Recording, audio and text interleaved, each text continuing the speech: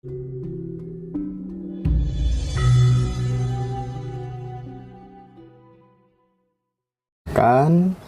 ada yang berkeyakinan Jokowi harus diadili gitu ya. Pokoknya masif banget pertentangan itu gitu. Dan kita tahu bahwa hampir mayoritas presiden kita itu landingnya itu nggak smooth gitu lah kata. Pada saat dia mau turun tahta gitu, mesti ada problem yang mengiringinya gitu. Nah, kemudian orang menduga-duga kayaknya Jokowi juga bakal hard landing ini. Jokowi ini kayaknya juga bakal ada masalah yang sangat besar gitu. Nah, bagaimana mengkaji ini dari teori siklus, Mbak Gatot? Jadi menurut teori siklus atau paham Cokro-Manggilingan ya, itu di dalam meminit pemerintahan seseorang yang akhirnya terpilih menjadi presiden kepala negara itu beliau-beliau itu sebetulnya hanya sekedar melaksanakan siklusnya. Ini yang kurang bisa diterima oleh sebagian masyarakat, terutama di kelompok elit. Jadi mungkin berbeda dengan pandangan orang-orang di Barat, Eropa, misalnya Amerika, berbeda. Jadi memang berbeda karena sejarahnya kita ini berbeda dengan mereka. Jadi di sini ini menurut sejarahnya kita ini sejak dulu memang semacam seorang pemimpin negara. Sejak kita berkomunitas ya, yang bertatanan sehingga ada pimpinan dan ada aturan di situ. Kecuali kita masih hidup liar ya, belum berkomunitas. Tapi setelah berkomunitas dengan jumlah besar dan di situ ada tatanan dan ada pemimpin, ini sudah masuk dalam siklus. Jadi tidak bisa kita pandang sebagaimana pandangan orang-orang Eropa. Satu contoh begini, ini Pak Harto ini murko sampai 30 tahun tidak mau turun. Tidak, beliau hanya merasakan siklus karena memahami spiritual Nusantara. Kalau Jawa ya, itu semacam mau tidak mau seorang pimpinan itu, presiden kepala negara, mau tidak mau beliau paham kapan waktunya turun, kapan dia belum, sehingga kelihatan murka, kelihatan ini ambisi, tidak mau turun, tidak, hanya melaksanakan tugas. Nah, untuk mengetes apa sudah selesai tugas ini, nah itu gerakan masyarakat. Oh, sudah selesai saya nih. Berarti sudah tidak ada tugas lagi. Nah, ini kalau dipandang dari ajaran-ajaran bangsa Barat, ya tidak begitu. Tidak begitu ya. Jadi termasuk juga Pak Jokowi ini hanya melaksanakan tugas dengan siklusnya. Nah, kenapa? Nah, ini baru kita berpikir bahwa beliau mengemban amanat, mengemban tugas tentang IKN ini, hilirisasi dan infrastruktur. 3 hal ini tanggung jawab beliau. Karena ini perintah tugas, perintah. Sehingga sampai muncul keinginan untuk 3 periode untuk menyelamatkan ini. Oh, itu bukan karena bukan, ego karena khawatir terpotong. Nah, sampai menambah katanya ceritanya kalau kita ikuti di medsos ya, minta kalau udah di itu Bu Mega sendiri kan yang cerita. Iya, Bu Mega sendiri cerita buka kan akhirnya. Iya, buka. Minta 3 periode, tidak bisa, minta ya tambah 2 tahun salah, kan ada COVID kan itu ya. Itu pun juga untuk memperkuat ini, memperkuat 3 pokok ini. IKN. Itu justru karena Jokowi paham siklus. Paham, Bu Mega, Pak Prabowo, Pak Jokowi, 3-tiganya paham, cuma memandang siklusnya berbeda. Ini loh terjemahannya berbeda, itu loh. Ya otomatis karena manusia. Masing-masing berpegang pada siklus. Paham beliau itu siapa dulunya itu. Tapi cara menjabarkannya pada perbedaan. Itu yang nampak cuma itu, yang nampak itu. Hanya itu yang nampak. Jadi melaksanakan tugas sesuai dengan siklusnya. Kalau tidak saya salah. Nah, seperti contoh ya ini. Yakin Pak Jokowi itu bahwa Gibran ini ya yang buruk. Yakin. Dan mestinya wakilnya Pak Prabowo itu wanita. Tapi karena Bu Riana tidak mau, dia memaksakan Gibran untuk masuk. Karena Bu Riana ini sendiri yang punya siklus. Ini kalau dibaca itu harus beliau yang mendorong Gibran ini. Bukan Gibran atau Pak Jokowi, beliau. Bu Riana ini ya. Yang punya siklus. Iya, yang punya siklus. Dilimpahkan pada anaknya. Nah, ini pandangan kita. Jadi berbeda dengan pandangan politik, sistem politik. Beda sama Rocky Gerung gitu ya? Nah, beda ya mungkin begitu. Nah, jadi memang dihujat itu pun juga mengenyam siklusnya. Dihujat mati-matian di mana-mana itu betul mengenyam itu. Ada itu memang secara siklus memang ada ya. Jadi harus diam. Harus diam. Sekarang Mbak Gatot ya. Iya. Sekarang kan selama ini Pak Jokowi itu kan menyontohkan kesederhanaan gitu ya. Iya. Sekarang dihantam soal Kaisang yang Iya. jet pribadi ya kan. Iya. Terus kemudian dihantam soal akun Fufu Fafa Gibran yang katanya itu miliknya Gibran dan mengolok-olok Prabowo. Belum lagi soal memangkas partai, memaksa Munaslup gitu ya. Iya. Pokoknya ramai banget gitu ya. Kira-kira termasuk Raja Jawa gitu kan ya. Menghantam orang yang ini dengan sprindik dan lain sebagainya. Gimana itu Mbak? Itu hanya ngetes saja. Ngetes tentang saya ini harus bagaimana. Kalau ini tertolak ya sudah. Kalau ini diikuti ya ini berarti ini harus saya ikuti. Itu ya Mbak? Iya. Ya? Jadi kalau kita pandang dari sisi yang lain, misalnya ya, kenapa selama 10 tahun kok tidak dihujat seperti ini? Berarti siapa yang nyetel ini? Yang membuat Pak Jokowi hanya seorang tukang kayu. 10 tahun itu tidak ada orang menghujat yang keras. Berarti ada yang main kan di sini. Setelah sekarang kok waduh luar biasa. Ya, berarti ada yang main kan. Nah, itu kalau dari sisi itu wah geger. Siapa pemainnya ini? Geger kan ini. Kenapa kok sampai begini? Nah, kan enggak boleh begitu kan. Ya memang harus siklusnya begitu. Harus dilewati. Ini.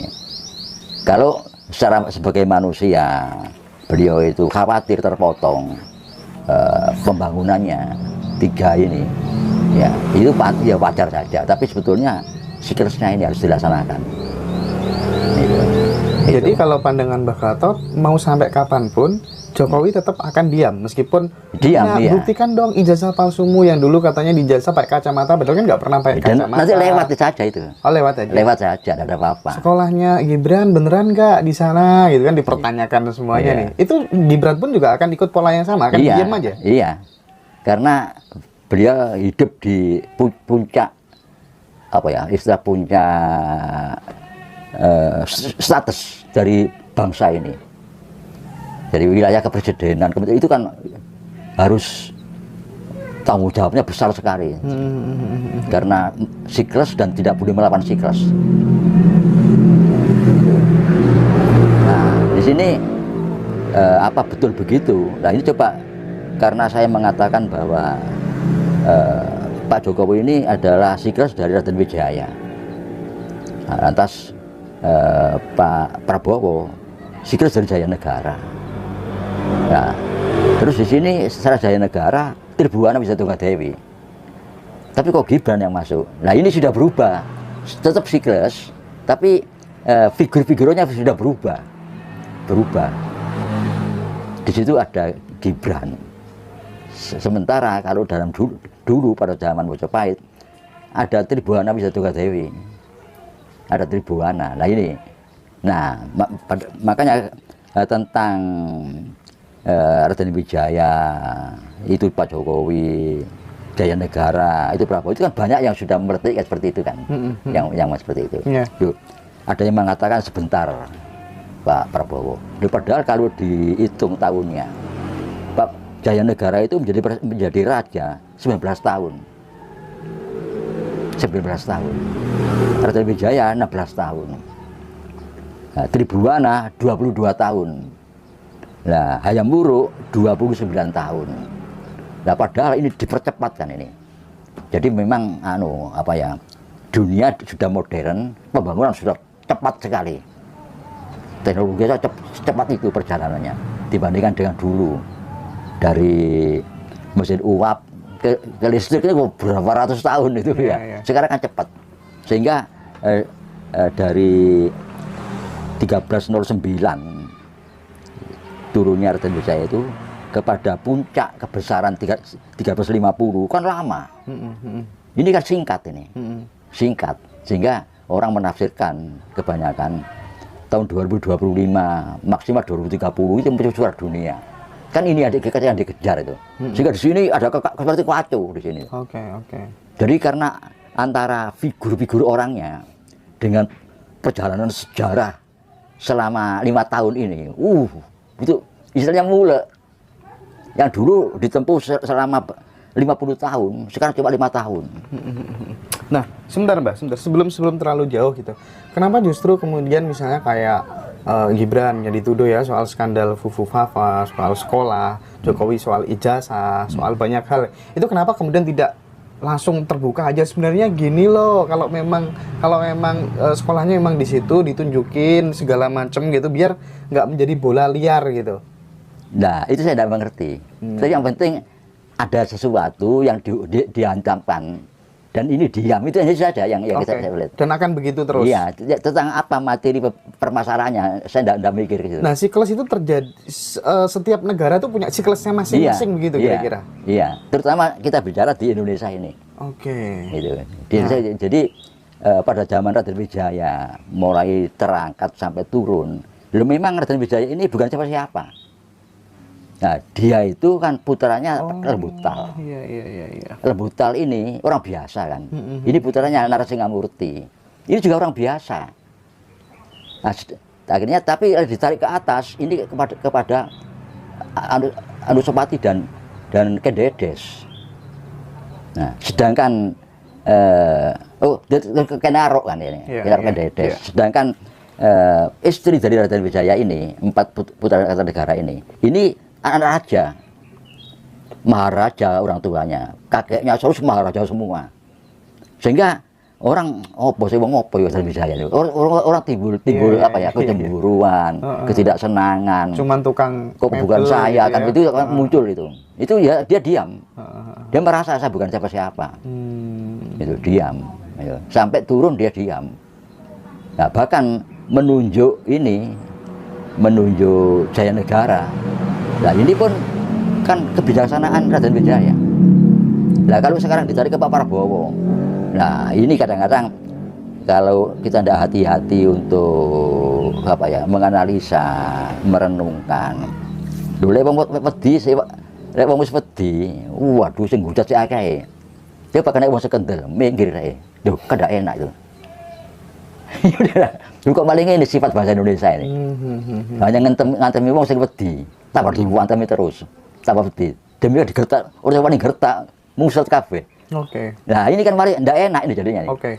Akhirnya menyangkut karakter kan, kok seperti ini karakter bahasa kita sekarang ini. Udah seperti dulu. Oke. Kan begitu jadinya. Iya. Tapi hanya saya nyambil siklusnya saja, baca siklusnya begitu. Nah, di pemerintahan yang akan terjadi transformasi ini, kira-kira pergantian kepemimpinan ini Mbak Gatot, kalau dibaca dari siklus gitu ya, mungkin nggak ada sesuatu yang misal ini dikaitkan dengan nanti Indonesia sekarang berjuang lolos untuk menjadi peserta Piala Dunia di Amerika Serikat gitu ya, tim nasional maksudnya sepak bola gitu ya. Nah, kalau dari siklus bisa nggak dibaca ini? Bisa. Jadi bisa masuk kira-kira. Nggak ngerti itunya. Cuma ada dalam kancah internasional itu kelihatan. Oke. Kan gitu ya. Oke. Seperti dulu kelihatan dalam kancah internasional itu olahraga, entah apa kelihatan. Mungkin juga ilmu pengetahuan. Kan begitu. Kan kelihatan. Bisa jadi berarti ya? Bisa sangat jadi. besar kemungkinannya ya, Mbak ya. Oke. Nah, kalau dilogikakan ya Pak Prabowo sangat peduli untuk membina bola kan gitu aja ya. Iya juga sih. Iya. Itu. Dan pemain naturalisasinya terus bertambah begitu ya kira-kira ya. Oke. Nah, jadi kalau ditarik lagi ya, bab Mojopahit itu awalnya itu merupakan jerih payah dari penguasa-penguasa pada zaman Singosari dan zaman Kauripan. Nah, terus kalau pada akhir dari Raden Wijaya, nah di situ ada masa Raden Wijaya ada 2-3 kelompok kan. Ya, Kediri, ya, Singosari pada zaman Kertanegara, dan masa sekarang saat Raden Wijaya itu muncul. 3 kekuatan ini kan. Sebenarnya sekarang tetap kalau kita telusuri lebih dalam, tetap di sini ada kekuatan Bung Karno, Pak Harto, dan kekuatan reformasi. Dan lebih dari itu. Jadi yang bertikai itu kekuatan Bung Karno, Pak Harto, kalau simbol dari kekuatan Bung Karno, Bu Mega, dulu Pak Jokowi itu. Terus kekuatan Pak Harto, Pak Prabowo, juga kekuatan reformasi. Reformasi pada zaman Mojopahit. Kan itu kan banyak. Tidak lebih dari itu. Dan ini kalau saya sebagai orang tua malah menarik lagi pada ideologi.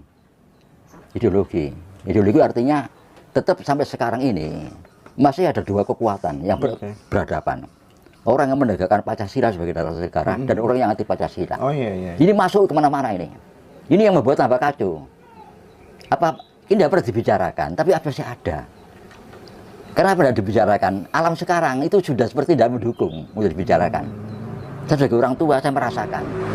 Jadi sisa-sisa orang yang anti Pancasila masih ada. Memanfaatkan ini dengan dukungan luar.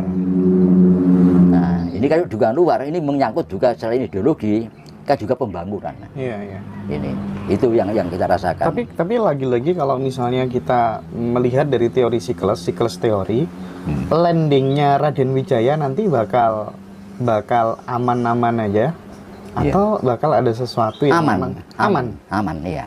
Aman, landingnya aman. Tapi bagaimana dengan landing presiden sebelumnya yang selalu diiringi dengan banyak masalah, banyak drama, pokoknya tidak mulus gitu, gimana Pak Gatot? Kan ada yang memprediksi, ini Pak Jokowi pun juga akan mengalami hal yang sama. Dulu waktu SBY diserang dengan korupsi circle-nya gitu ya. Gus Dur juga sama dilengsarkan seperti itu. Bung Karno, Pak Harto pun juga sama gitu. Nah, jangan-jangan ini Jokowi juga bakal sama, lengsernya bener-bener nggak mulus. Gimana menurut Pak Gatot?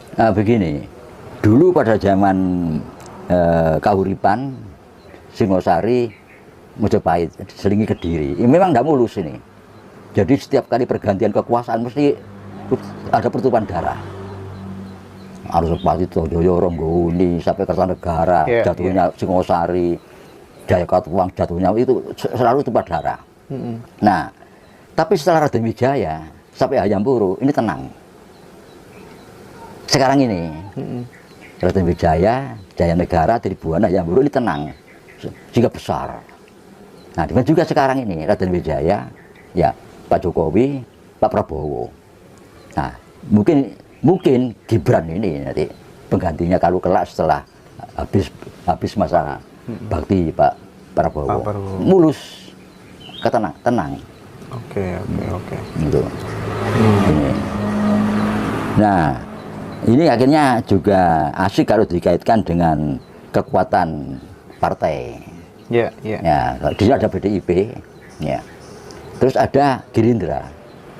Nah, dua-duanya ini nasionalis. Dan dua-duanya pakai simbol partainya, tidak main-main. Yang ini banteng, artinya banteng diambil dari Pancasila itu. Yang ini Garudanya. Nah, di mana Garuda ini kalau sekarang kan lambang negara. Dulu kan lambang daripada kekuatan Erlangga. Dengan stempel Garuda Muka itu, persis Garuda Muka itu jadi gambar Gerindra ini. Nah, ini kedua kekuatan ini memang kekuatan Bung Karno, Pak Harto itu menyatu. Nah, ini mulus karena sekarang kita sudah mengarah kepada kebesaran, sehingga tidak mungkin mulus. Jadi gangguan ya ada, gangguan. Tapi ya hanya merupakan apa ya, merupakan asal tidak terpancing, jalan, tetap jalan. Oke. Gitu.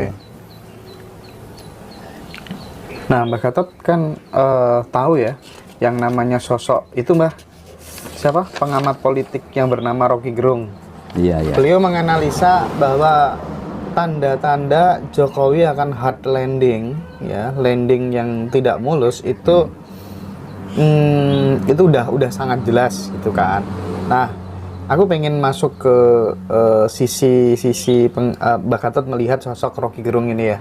Beliau itu kan pokoknya mengkritik sepedas apapun tentang Jokowi, kan meskipun udah dilaporkan bolak-balik, kan aman-aman aja, nggak ada sampai kemudian delik yang kena dia masuk gitu kan, nggak. Nah, itu memunculkan sebuah analisa, jangan-jangan memang karena pemerintah saat ini tuh oposisinya minimalis, jangan-jangan memang Rocky Gerung ini orang circle-nya istana juga untuk kemudian supaya kemudian berimbang dan justru membuat citra Pak Jokowi semakin bagus di mata rakyat yang menengah ke bawah, karena dihujat seperti itu tapi dia justru malah memilih untuk diam saja. Nah, bagaimana Mbak Gatot melihat hal ini? Ya satu, tapi bisa dari dua sisi yang berbeda. Atau mungkin saking pinternya dia memilih diksi-diksi supaya terhindar dari delik gitu. Gimana tuh, Mbak? Tidak cuma itu saja. Dari kata Rocky Gerung, hebat Jokowi itu. Segala Jokowi yang membuat terus dia semua. Dikuain terus semua dipercepat biasa. Jokowi, loh hebat Jokowi. Kan luar biasa ini. Ngeleng gak ketoro ini. Iya, kan luar hebatnya ya satana Jawa. Enggak, dunia itu. Ditelan oleh Pak Jokowi itu.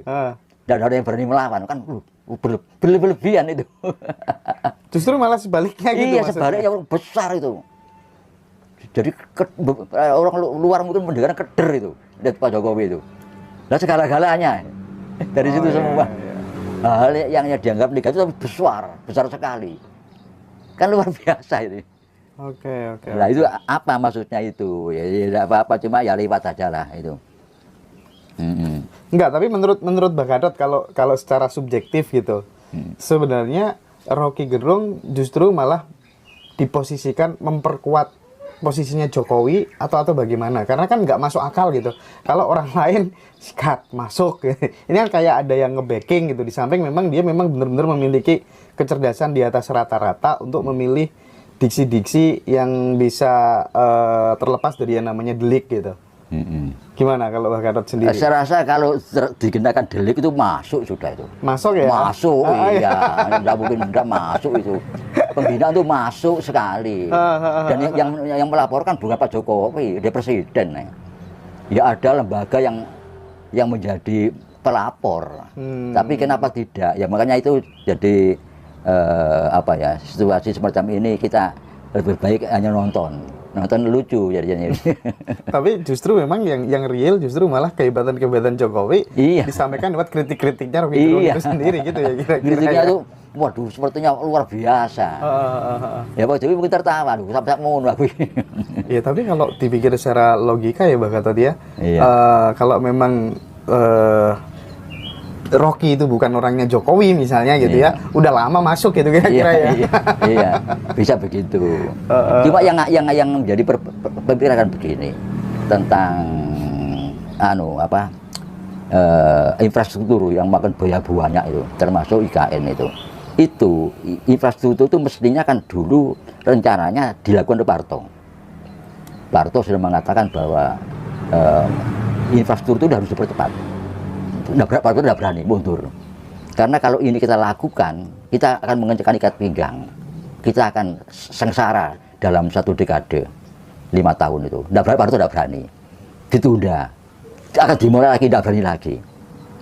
Nah, pada saat Pak Jokowi mikir kalau ini terlambat 5 tahun hancur sudah infrastruktur. Kalau sampai ditunda 5 tahun lagi terpaksa harus dilakukan untuk menyelamatkan bangsa dan negara ini. Lalu infrastruktur jalan dibutuhkan oleh semua komponen masyarakat, perdagangan, mau apa lagi itu, waduh, semua sudah. terutama perdagangan ini, itu kan membutuhkan infrastruktur yang cukup gitu. Kalau enggak, jadi apa ya kita ini? Ngirim barang lewat mana? Lewat barang jual kan itu ya. Jadi untuk meratakan hasil pembangunan lewat mana? Apalagi Irian, Kalimantan, Sulawesi itu kan ini kan. Jadi sehingga harus berani apapun akibatnya. Nah, itu jadi akhirnya terus IKN juga begitu. Bagaimanapun juga harus pindah ibu kota itu. Tapi dengan biaya berapa? Apa sederhana? Percuma kan harus sederhana. Terpaksa harus diropisan, mesisan, karuan guys itu. Perkara utang atau memburi kan gitu. Kan gitu ya. Jadi kalau kita renungkan, ya masuk. Jadi ya bener juga ini. Pak Harto maju mundur untuk infrastruktur, maju mundur karena nanti sengsara masyarakat ini. Dan Pak Harto akan dituding menyengsarakan masyarakat. Pak Jokowi tidak khawatir itu. Ini karena harus dilakukan. Nah, kan setiap presiden itu kan memiliki latar belakang, program, pikiran yang berbeda-beda. Bagaimana memastikan bahwa setiap presiden itu selalu paham teori siklusnya gitu? Siapa yang ngebisikinnya gitu? Kan presiden cuma satu, ya. Setiap negara di satu periode ini satu. Sebagai orang Jawa, dia pasti ada yang memberikan bisikan. Atau dia sendiri justru. Karena orang pilihan ya bisa jadi presiden karena kamu gitu itu nanti akan jadi ini loh. Itu sudah ada sebagai orang Jawa yang sudah dipersiapkan itu sudah tahu biasanya. Nah, dia melewati itu semua. Itu seperti halnya siklus tadi. Kalau kita berpegang pada siklus, pada saat Raden Wijaya itu berhasil menghantam Mongol. Nah, otomatis dia mengibarkan bendera. Sayalah Raja Mojopahit yang pertama. Kan ditarik. Nah, ini pindah ke Trowulan. Terus bentuk kota-kota di Tumapel, di di Wengker, ya, terus di Daha, di Pasuruan itu apa namanya anunya itu kotanya sampai ke Banyuwangi, Kartabumi ini, Wirabumi ini, itu kan besar. Dari tarik ke situ, itu kan pemindahan ibu kota kan itu kan juga memakan waktu dan memakan biaya yang besar. Akhirnya tepatlah di Trowulan sehingga dikelilingi oleh kota-kota besar. Itu kan sama dengan itu. Jadi sama-sama tetap dilewati. Tapi kan kabar gembiranya yang paling penting itu tadi menurut Mbah Gatot ya, dengan sistem pemerintahan saat ini, kondisi republik yang seperti ini, terus kemudian flashback ke siklus teori, dan sekarang kemudian kan nggak disangka-sangka ini prestasi terbaik sepak bola kita yang kemudian digandrungi seluruh rakyat gitu yang kemudian 8 kali main lagi itu akan menentukan lolos ke Piala Dunia apa enggak. Mbah Gatot melihat kemungkinan itu akan terjadi. Bisa. Iya, jadi tanda-tanda mau kebesaran kita itu sudah muncul. Itu bersama-sama kan. Dan orang yang memimpin Pak Prabowo itu bersama-sama. Sehingga klop, tidak ada masalah. Jadi beberapa segmen-segmen bidang-bidang akan mulai diakui oleh dunia seperti itu maksudnya. Itu ya, dikenal dunia. Dulu 50 tahun lalu 30 kan sudah dikenal Indonesia ini oleh dunia. Itu sudah dikenal. Sekarang seperti alam memperkenalkan pada dunia. Itu. Tanda-tandanya udah jelas gitu ya.